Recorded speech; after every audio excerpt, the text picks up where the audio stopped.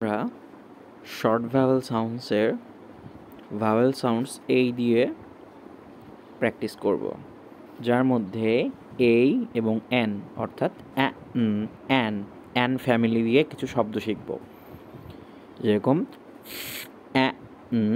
Fan, fan, man, pan, ran, tan,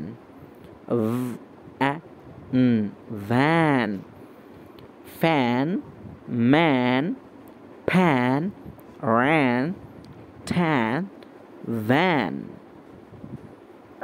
এভাবে আমরা ছোট ছোট সিবিসি ওয়ার্ড প্র্যাকটিস করব ইনশাল্লাহ।